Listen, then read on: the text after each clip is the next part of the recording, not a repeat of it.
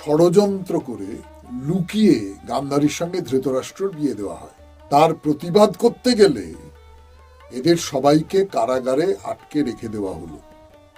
শকুনির আরো 99 জন ভাই ছিল, তার মানে শকুনি এবং অন্যান্য ভাইয়েদের সংখ্যা হচ্ছে 100। তার বাইরে রাজা সুবল। এদের খেতে দেওয়া হতো। কি খেতে দেওয়া হতো? এক মুঠো অন্ন দেওয়া হতো। কিন্তু এক মুঠো অন্ন দেওয়া হচ্ছে, এটা একটা বিদ্রুপের মতো, নিষ্ঠুর নির্মম একটা বিদ্রুপের মতো মনে হয় না? পাণ্ডবেরা এটা তাই করেছেন, কিন্তু পাণ্ডবদের যারা গুরুজন ভীষ্ম এবং তার সঙ্গে যারা ছিলেন তারা সকলে এটা করেছেন।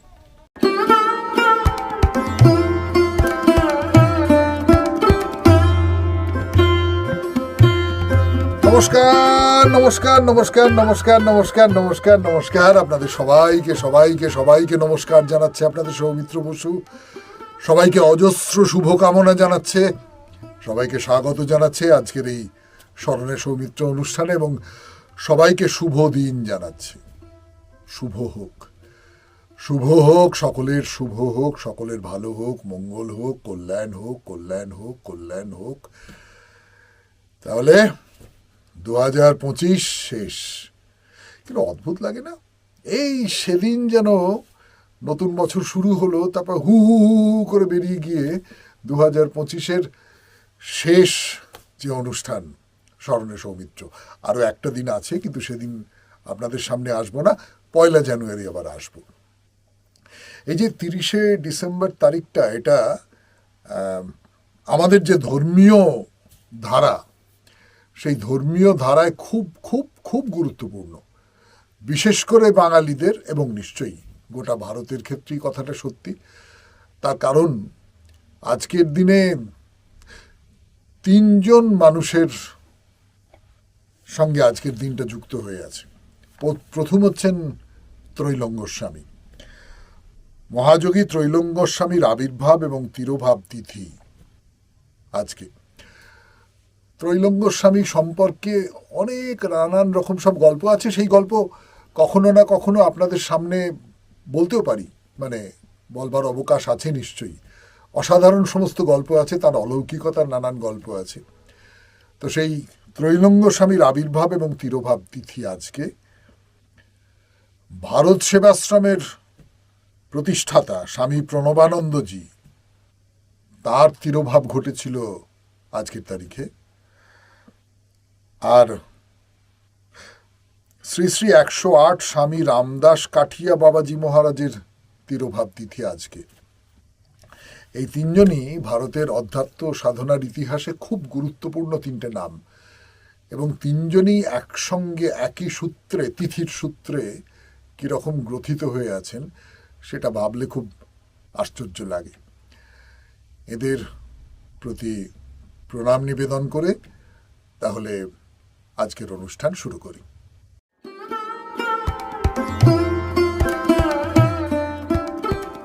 তাহলে শুরু করছি পুরাণ কথা, সেই প্রশ্ন দিয়ে যে একজন অপরাধী, আমরা অপরাধী বলে তাকে জানি, কিন্তু এই যে অপরাধ, এর পেছনে কোনো কারণ আছে কিনা। কিন্তু শুরু করি একটু পরের ঘটনা দিয়ে, একটু নাটকীয় করে শুরু করি। আমি তো নাটকের লোক, একটু নাটকীয় করে শুরু করতে আমার ভাল লাগবে, দেখি আপনাদের কিরকম লাগে।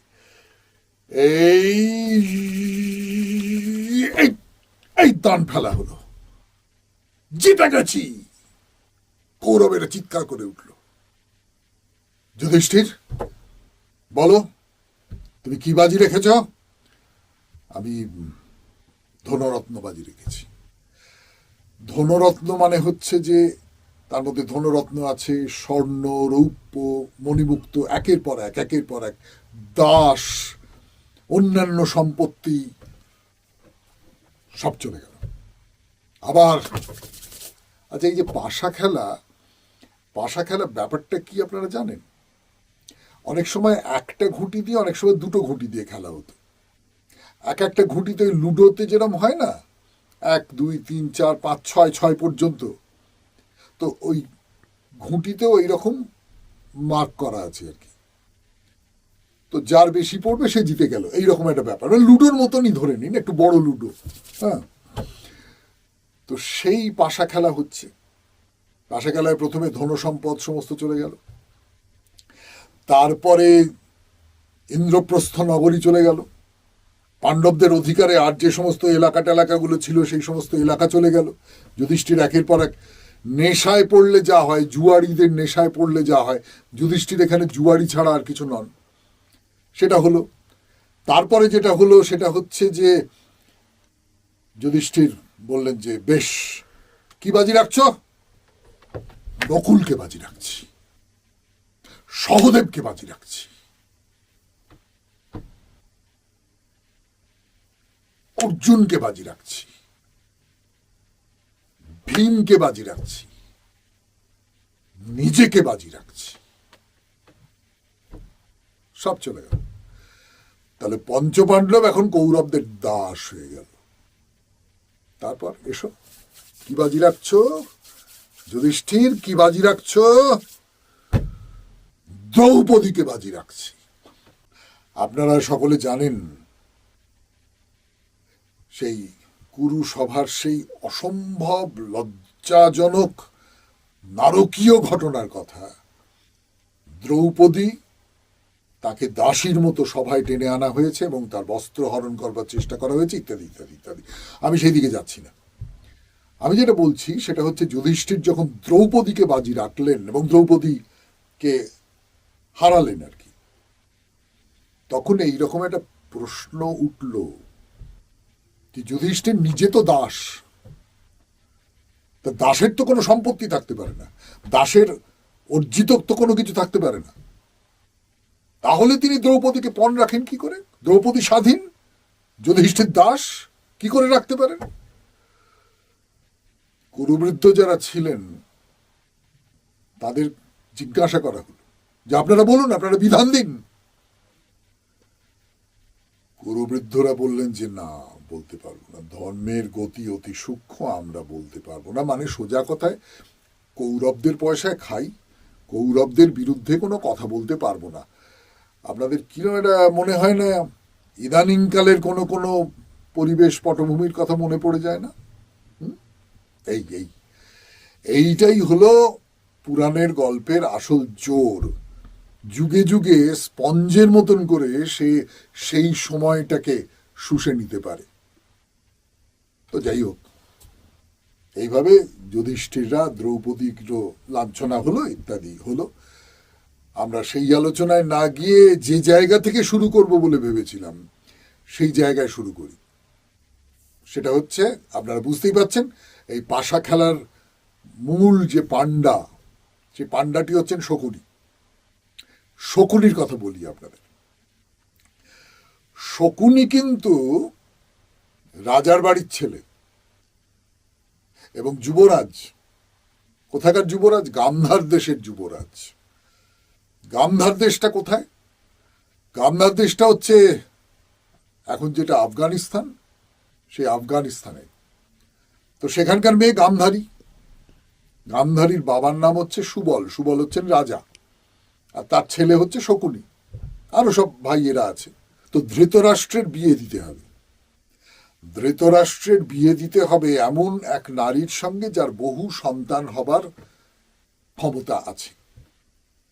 তো গান্ধারীকে নির্বাচন করা হলো, কিন্তু ধৃতরাষ্ট্র তো অন্ধ, তার সঙ্গে গান্ধারীর বিয়ে হবে।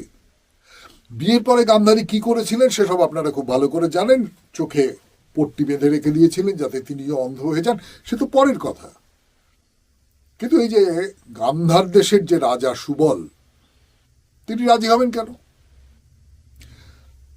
আমরা যে গল্পটা বলতে চলেছি সেই গল্পটা মহাভারতে নেই, কিন্তু অন্যান্য যে পুরাণ, ব্রাহ্মণ্য পুরাণ, স্কন্দ পুরাণ, এই সমস্ত জায়গায় এই গল্পটা আছে এবং লোকায়ত স্তরে তো এই গল্পটা আছেই।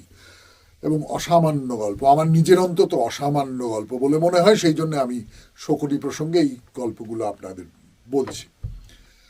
সেটা হচ্ছে যে একটা মত হচ্ছে ষড়যন্ত্র করে লুকিয়ে গান্ধারীর সঙ্গে ধৃতরাষ্ট্রর বিয়ে দেওয়া হয় এবং তার প্রতিবাদ করতে গেলে এদের সবাইকে কারাগারে আটকে রেখে দেওয়া হলো।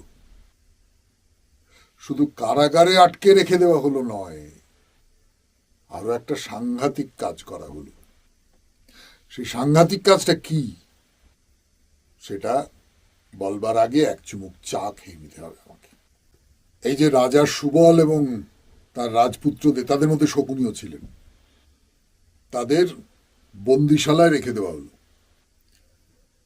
এবং যেটা খুব সাংঘাতিক কাজ করা হলো আর কি, মানে আপনাদের শুনলে গা শিউরে উঠবে, যদি এর মধ্যে না জানা হয়ে থাকে তাহলে শুনলে তো ভেতরে কিরকম একটা হয়। এই শকুনি তার বাবা এবং তার ভাইয়েদের বন্দি করে রেখে দেওয়া হলো।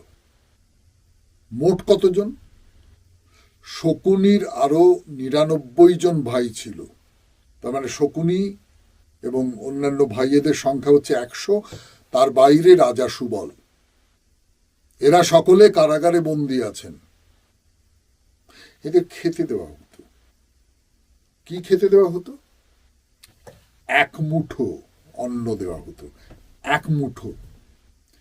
এই এক মুঠো অন্ন 100 জনে মিলে ভাগ করে খাবে, তাহলে এক একজনের ভাগে কত করে পড়ে বুঝতেই পারছেন।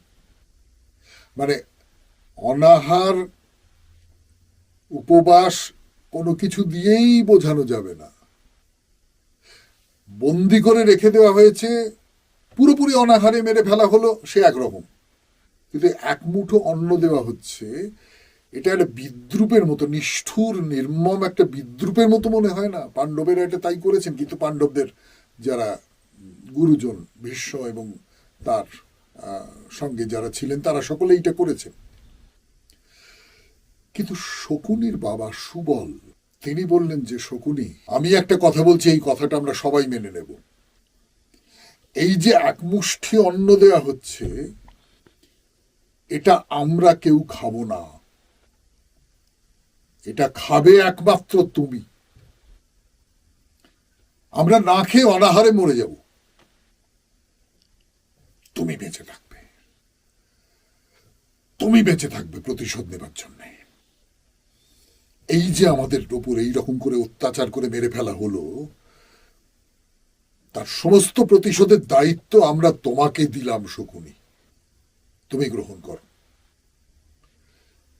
তারপর থেকে প্রত্যেক দিন ওই এক মুষ্টি অন্ন রাজা সুবল খেতেন না, শকুনির বাকি 99 ভাই খেতেন না, একা শকুনি আহার করতেন। এরা একে একে মারা যেতে লাগলেন। সুবল মারা যাবার সময় শকুনিকে বললেন যে, শকুনি, তুমি আমার অস্থি দিয়ে, আমার হাড় দিয়ে পাশার ঘুঁটি তৈরি করো,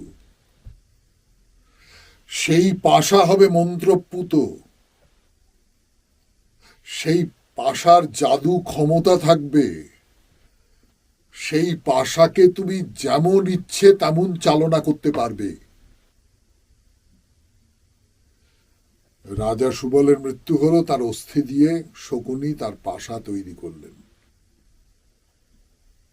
এইবার ছেলেটাকে ভেবে দেখুন, একটা ছেলে, তার 99টা ভাই মরে যাচ্ছে, শুধু তাই নয়, সেই 99টা ভাইয়ের যে খাবার, সেই খাবারটা খেয়ে সে তার খিদে মেটাচ্ছে।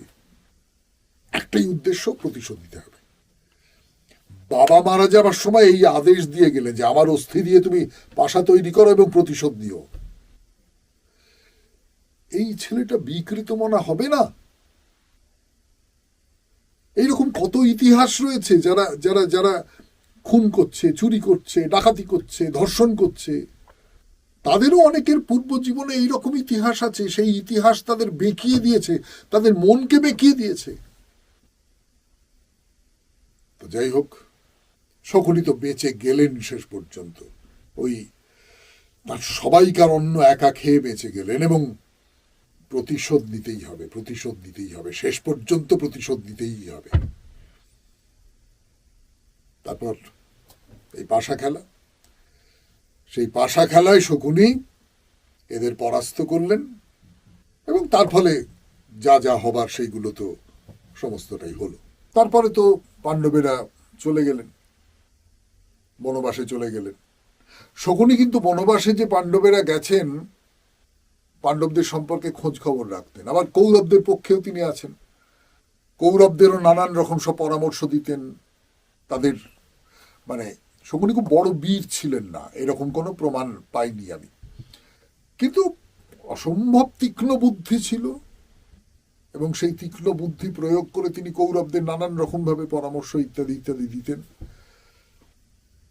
এই যে ঘটনাটা ঘটেছিল, এই পাশা খেলায় হারিয়ে দেওয়া এবং অন্যায় পাশা খেলায় হারিয়ে দেওয়া, যুধিষ্ঠির একেবারে জুয়ারির মতো সর্বশান্ত হয়েছিলেন, সব অর্থে সর্বশান্ত, মানে কেবলমাত্র টাকা পয়সা নয়, মান সম্মান থেকে আরম্ভ করে স্ত্রীকে পর্যন্ত, মানে সব দিক থেকে, নৈতিক দিক থেকে একেবারে পরাভূত হয়েছিলেন। সহদেব, মহাভারতেই পঞ্চপাণ্ডবের মধ্যে যে দুজনের কথা আমরা প্রায় বলি না, নকুল আর সহদেব, সহদেব কিন্তু প্রতিজ্ঞা করেছিলেন যে আমি শকুনির ওপর প্রতিশোধ নেব, এবং নিয়েছিলেন শেষ পর্যন্ত। সহদেবের হাতেই শকুনির মৃত্যু হয়। তাহলে দেখুন, এই যে রাজা সুবল এবং ৯৯ জনকে মারা, তার ফলে শকুনির এইরকম প্রতিশোধ নেওয়া, তার উত্তরে আবার সহদেবের প্রতিশোধ নেওয়া, একটা প্রতিশোধ আর একটা প্রতিশোধের জন্ম দিচ্ছে, সেখান থেকে আর একটা প্রতিশোধের জন্ম দিচ্ছে। এটাও আমাদের কিরকম আধুনিক পৃথিবীর কথা মনে করিয়ে দেয় না? শকুনির কথা শোনালাম আপনাদের, কেমন লাগলো নিশ্চয়ই জানাবেন। কিন্তু এইবারে একটু মন্তব্য পড়ি, আপনারা কি লিখছেন আমাদের এই অনুষ্ঠান দেখে, তারপরে চলে যাব গীতার ব্যাখ্যায়।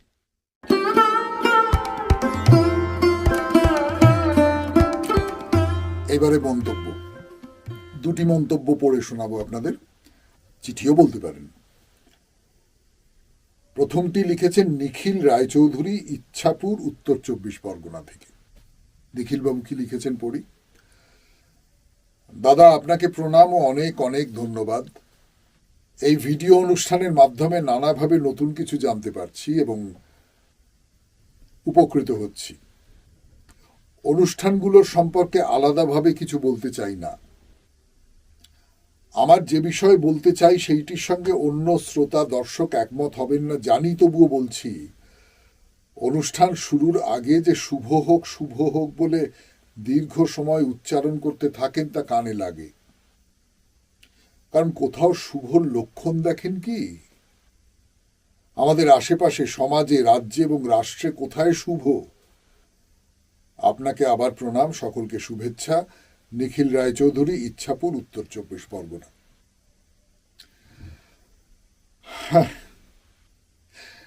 নিখিলবাবু, আপনার কথার মধ্যে ভুল নেই কিছু, যদিও আমি মনে করি যে না, শুভ আছে, আছে জানেন, আছে।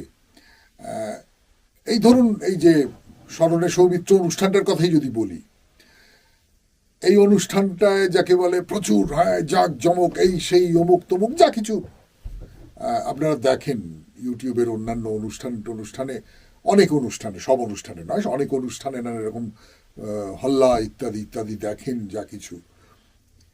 কিন্তু সে সমস্ত সরিয়ে রেখে আপনারা তো স্মরণে সৌমিত্রর মতন একটা অনুষ্ঠান, যেখানে একজন লোক শুধু কতগুলো কথা বলছে, খুব ভালো কথা হয়তো, কিন্তু সেই ভালো কথা শোনবার মতন লোকও তো পৃথিবীতে কমে আসছে ক্রমশ। তো এইরকম অনেক শুভ ঘটনা কিন্তু চারপাশে ঘটে, তার থেকে একেবারে মুখ ফিরিয়ে থাকবেন না। কিন্তু আপনার হতাশার জায়গাটা আমি বুঝতে পারি, সেই হতাশাটা আমার ভেতরেও আছে বলে আমি বুঝতে পারি। চারপাশে পৃথিবীটা সামগ্রিকভাবে বড় দিক থেকে দেখতে গেলে বড্ড খারাপ হয়ে গেছে। কিন্তু আমি যদি বলি সেই জন্যেই তো শুভ হোক এই কথাটা বলা বেশি করে দরকার, প্রার্থনা করাটা বেশি করে দরকার, তাই না?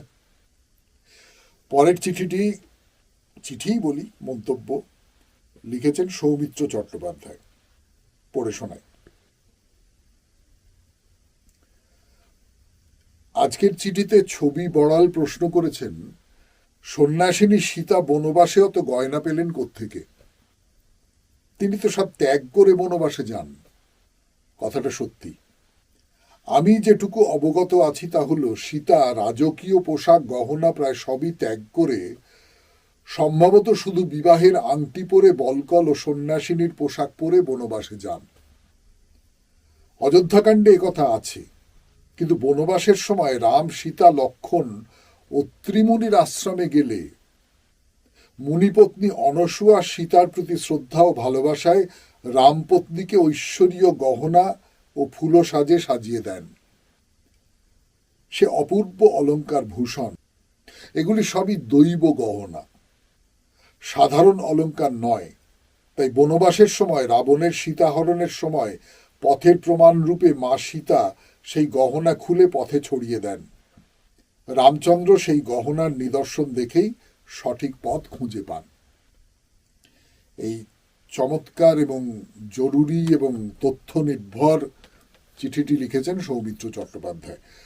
আমি ছবি বড়ালের প্রশ্নের উত্তর দেবার জন্য একটু খোঁজাখুঁজি করে এই উত্তরটাই পেয়েছিলাম এবং দেখলাম সৌমিত্রবাবু নিজে লিখে দিয়েছেন। কাজে আমাকে আর বলতে হলো না, আমি সৌমিত্রবাবুর বয়ানেই এই কথাগুলো বললাম। অনেক ধন্যবাদ আপনাকে সৌমিত্রবাবু। এবং যখনই কোনো একটা জায়গায় গণ্ডগোল তৈরি হবে তখনই আপনি এইরকম ত্রাতার ভূমিকা অবলম্বন করে আমাদের মধ্যে ঢুকে পড়বার চেষ্টা করবেন। অন্য কারণেও আসবেন, তাতে কোনো অসুবিধে নেই। তাহলে এবার গীতার ব্যাখ্যা।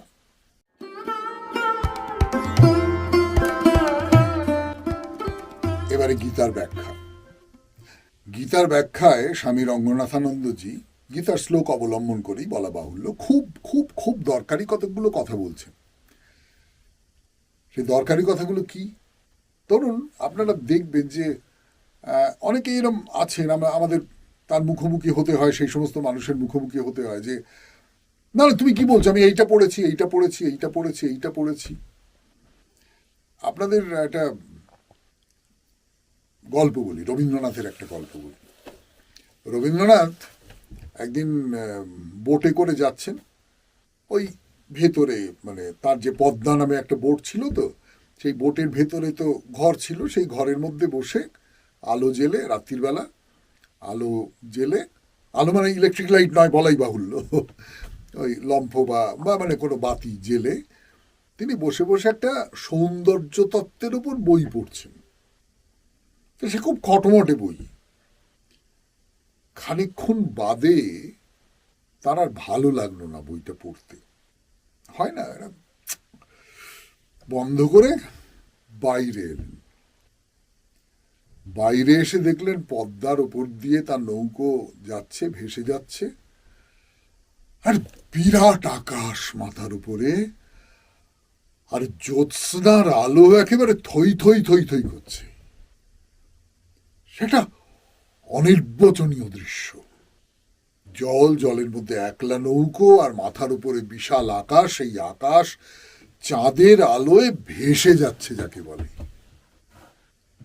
রবীন্দ্রনাথ লিখছেন একটা চিঠিতে, এই মানে অভিজ্ঞতার বর্ণনা দিচ্ছেন উনি, যে আমি যতক্ষণ সৌন্দর্য তত্ত্ব নিয়ে খটমটে বই পড়ছিলাম, আমার ঠিক ঠিক কথাগুলো মনে নেই, ততক্ষণে সত্যিকারের যে সুন্দর, মানে যেরকম সুন্দর দেখে ঠাকুর শ্রী রামকৃষ্ণদেব বিহ্বল হয়ে পড়তেন, তার বাহ্য জ্ঞান চলে যেত, সেই রকম সুন্দর আমার বাইরে এসে দাঁড়িয়েছিল, আমি তাকে খেয়াল করিনি।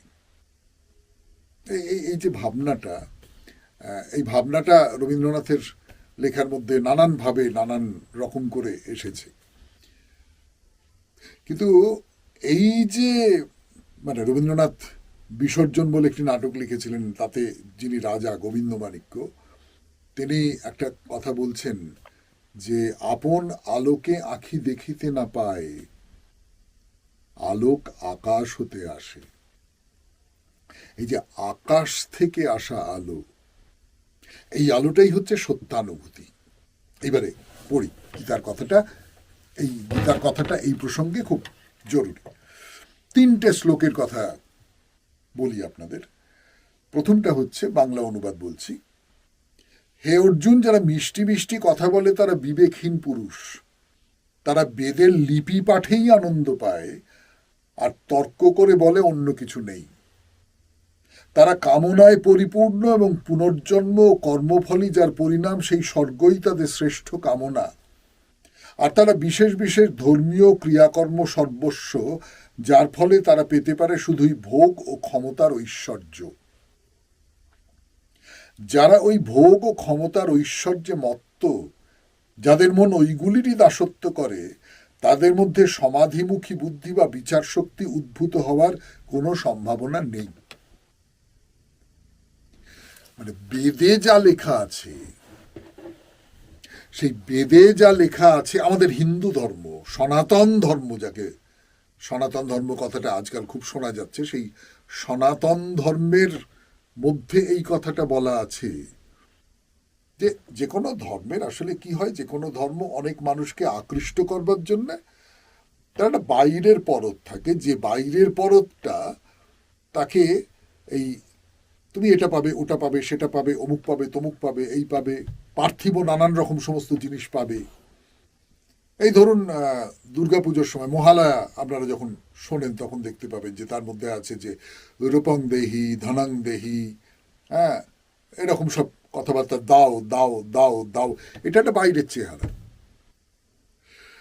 কিন্তু একটা পর্যায়ে পৌঁছবার পর আর কিসের দাও হে, কোনো কিছুই লাগে না। এর আগের দিন শনিবারে আপনাদের ওই ঠাকুর শ্রী রামকৃষ্ণ পরমহংসদেবের যে জীবন কথা অচিন্ত্য কুমার সেনগুপ্ত লেখা, সেটা পড়তে পড়তে বলেছিলাম যে একজন ব্রহ্মজ্ঞানী পাগল এসেছিল দক্ষিণেশ্বরে। তো তাকে ধরে জিজ্ঞেস করেছে যে তুমি কি বললো, আমি ব্রহ্মজ্ঞানী, শোনো কোনো কিছুর কোনো ভেদ নেই। আমাদের বাবা খেপার ক্ষেত্রেও তাই ছিল, কুকুরের সঙ্গে ভাগ করে খাচ্ছেন, কোনো অসুবিধে নেই। এই ভেদাভেদটা যখন মুছে যাবে তখন ওই স্বর্গ চাই, অমুক চাই, তমুক চাই, এই সমস্তগুলো আর থাকবে না। বেদ সম্পর্কে এইটাই হলো কথা। বেদ একটা প্রাথমিক স্তর। বেদে যে সমস্ত কথাগুলো বলা হচ্ছে, যা কিছু পাওয়ার কথা বলা হচ্ছে, সেগুলো প্রাথমিক স্তর, তোমাকে তার উপরে উঠতে হবে। গীতা এই কথাটা বলছে, কৃষ্ণ এই কথাটা বলছেন যে ওর মধ্যে আটকে থাকলে চলবে না, ওর উপরে তোমাকে উঠতে হবে। উপনিষদের একটি বৈপ্লবিক ঘোষণা রয়েছে, বেদ অবেদ ভবতি। সত্যানুভূতি হলে বেদের আর কোনো মূল্য থাকে না। কথামৃতে ঠাকুর শ্রী রামকৃষ্ণ পরমহংসদেব কি বলছেন, ভারী চমৎকার একটা কথা বলেছেন। বলেছেন যে ধর একটা লোক, সে একটা চিরকুট খুঁজে বেড়াচ্ছে, পাচ্ছে না পাচ্ছে না পাচ্ছে না, তুল কালাম করে ফেলছে, খুঁজে বার করতেই হবে, যে করে হোক খুঁজে বার করতে হবে। তা খুঁজে বার করা গেল, সেখানে কি লেখা রয়েছে যে শ্বশুর বাড়িতে এইগুলো পাঠাতে হবে, সন্দেশ পাঠাতে হবে, এই পাঠাতে হবে, ওই পাঠাতে হবে, পাঠাতে হবে, আর ওই কাগজটার কোনো দরকার নেই, ফেলে দাও। কারণ আসল কথাটা আমার জানা হয়ে গেছে যে এই পাঠাতে হবে, সেইগুলো পাঠিয়ে দেবো এবার আমি। আসলে বেদ বলুন, ধর্মগ্রন্থ বলুন, শাস্ত্রগ্রন্থ বলুন, যা কিছু গ্রন্থ বলুন, এই সমস্ত কিছুর কাজ হচ্ছে তোমার এই প্রাথমিক প্রয়োজনটুকু মেটানো, তোমাকে রাস্তাটা দেখিয়ে দেওয়া, তুমি এই পথে হাঁটো। তারপরে তুমি যখন সেই রাস্তার গন্তব্যস্থলে পৌঁছে গেলে, তখন আর এসবের কোনো দরকার নেই। এইরকম একটা কথা এখানে বলছেন। বেদ বা বেদের কর্মকাণ্ড তিন গুণের প্রকাশক। হে অর্জুন, তুমি তিন গুণ থেকে মুক্ত হও, নিষ্কাম হও। কি কি তিনটে গুণ আপনারা জানেন, সত্য রজতম, এই তিনটে গুণ। এই তিন গুণ থেকে বেরিয়ে যেতে হবে। কি বলছেন, বলছেন সুখ দুঃখাদি দ্বন্দ্বের প্রভাব যেন তোমার উপর না পড়ে, সদা সত্যাশ্রিত হয়ে সাম্যভাব বজায় রাখো, অপ্রাপ্ত বস্তুর প্রাপ্তি ও প্রাপ্ত বস্তুর রক্ষণের আকাঙ্ক্ষা ত্যাগ করো, অচঞ্চল আত্মপ্রতিষ্ঠ হও। অপ্রাপ্ত বস্তুর প্রাপ্তি, তার আকাঙ্ক্ষা ত্যাগ করো। যেটা আমি পাইনি সেটার জন্য আমি চেষ্টা করব না, যেটা আমি পেয়েছি তার রক্ষণাবেক্ষণের জন্য আমি চেষ্টা করব না, ওইগুলো নিয়ে আমি মাথা ঘামাবো না, এইটা করো। এবং তারপরে কি বলছেন? বলছেন তুমি নির্দ্বন্দ্ব শীতোষ্ণ লাভ লোকসান সুখ দুঃখাদি দ্বন্দ্বের পারে যাও। শীতও যা, গ্রীষ্মও তাই। কোনো রকমের দ্বন্দ্ব তোমার ভেতরে নেই, তোমার ভেতরে কোনো সুখের বোধ নেই, কোনো দুঃখের বোধ নেই, এই রকমের জায়গায় তুমি যাও। তারপর কি বলছেন? সদা আত্মপ্রতিষ্ঠ হও। এই হচ্ছে গীতার কথা। তো এই গীতার কথার সূত্র ধরেই আমি বলছি যে গীতার একটা শ্লোক আছে, সেই শ্লোকটা কি? সেটা হচ্ছে কর্মণ্যে মাধিকারস্তে মা ফলেষু কদাচন। গীতার এই যে শ্লোকটা, এই শ্লোকটার পরেই যে কথাটা বলা হচ্ছে সেইটা হলো মা কর্মফল হেতু ভূর্মা তে সঙ্গোস্ত্ব কর্মণি কর্মণ্যে মাধিকারস্তে মা ফলেষু কদাচন। কেবল কর্মেই তোমার অধিকার, ফলে নয়। ফলের কথা ভেবো না। এইখানে একটা মজার গল্প বলি আপনাদের। এই স্বামী রঙ্গনাথানন্দজির বইয়েই এই গল্পটা আছে। উনি তখন একটা কোনো আশ্রমের অধিকর্তা। তো সেখানে ছাত্রদের বলা হয় যে কর্মেই তোমার অধিকার, ফলে নয়। কর্মণ্যে মাধিকার আসতে মা ফলেষু কদাচন। তা স্বামী রঙ্গনাথানন্দজি দেখলেন একদিন একটা ছাত্র নিজেদের মধ্যে বদমাইশি করে ফক্কুড়ি করে বলছে যে তার মানেটা কি বলতো, আমরা ফলটা ফলাবো কিন্তু ফলটা খাবেন মহারাজরা। তখন স্বামী রঙ্গনাথানন্দজি তাকে ডেকে বোঝালেন। কি বোঝালেন? না, তুমি যে কর্মটা করছো তার ফল একমাত্র তুমি পেতে পারো না। তুমি যে কাজই করবে সেটা অনেকের জন্য করবে, অনেক মানুষের জন্য কাজ করাটাই কর্ম। তোমার ব্যক্তিগত কারণের জন্য কাজ করাটা কর্ম নয়। অনেক মানুষের জন্য ভাবা, এইটাই হচ্ছে আসল। তাহলে আজকের মতো শেষ করি গীতার ব্যাখ্যা এবং শেষ করি আমাদের আজকের অনুষ্ঠান স্মরণে সৌমিত্র। আমাদের চিঠি পাঠান, মন্তব্য পাঠান, এমন মন্তব্য যেটা নিয়ে 5টা কথা বলতে ইচ্ছে করে। খুব ভালো হচ্ছে বা ভালো হচ্ছে না এইটুকু নয়। আর হোয়াটসঅ্যাপের নাম্বার তো দেখতেই পাচ্ছেন।